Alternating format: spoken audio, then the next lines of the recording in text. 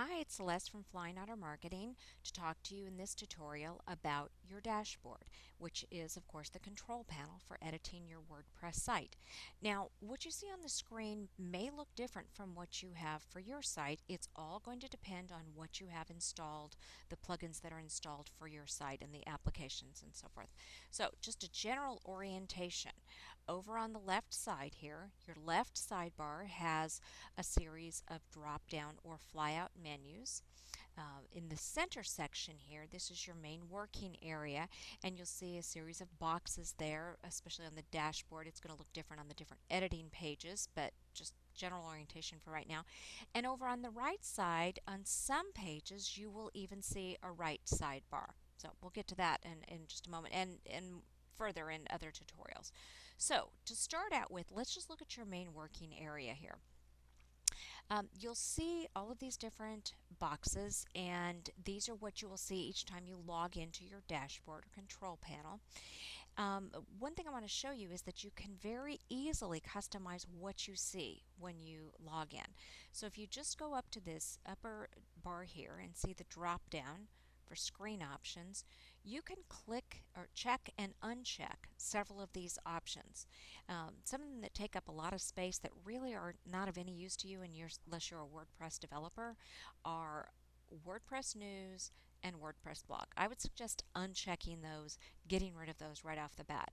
Another one that I don't think will be particularly helpful to you is the Quick Press. So if you will just uncheck those and then compress your screen options again, you'll see that a lot of other elements of your site, the different visible elements, have moved up. They're more visible for you. You'll be able to see those readily. The right now is a real quick snapshot for you of what is going on in your site right now. Self-explanatory.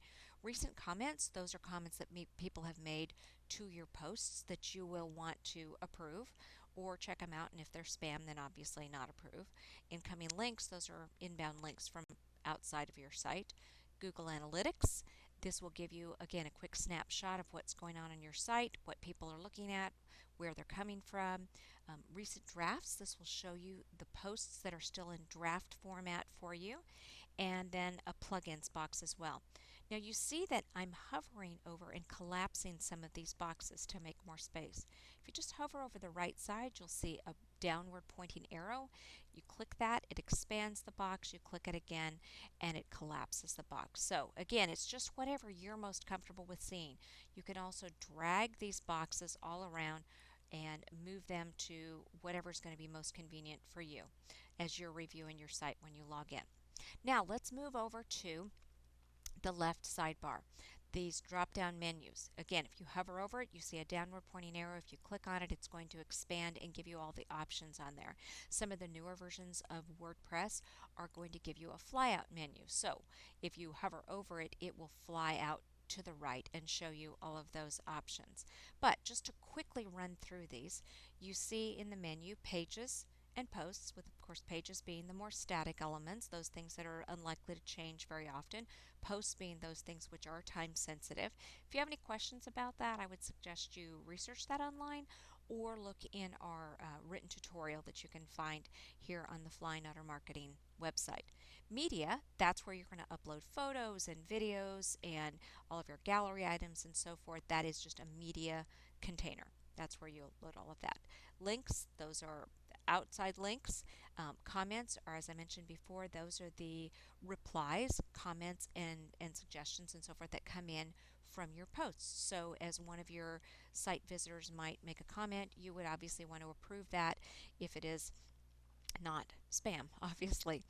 Testimonials, that's showing up in this particular sidebar because that's a plugin that's installed on this particular site. The gallery, this is where you would see all of the editing options for the gallery that happens to be installed on this site. In the Appearance tab, there are a couple of things in here that you will probably want to use, and those would be the widgets, if you need to go in and update plugins and widgets or change the settings or add new ones, and also menus. That's where you're going to be adding pages to your site. And again, I'm going to refer you back to the tutorials that have to do with just those subjects. So we're not going to go into that detail in this tutorial.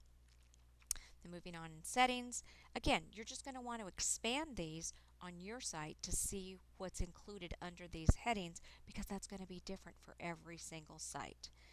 Same with tools. And then the plugins, of course, are those plugins that are installed on the site, and this is where you will see a little number circled there if there are any that are requiring an update from you. And then under users, you may see a users menu here, you may see a profile menu.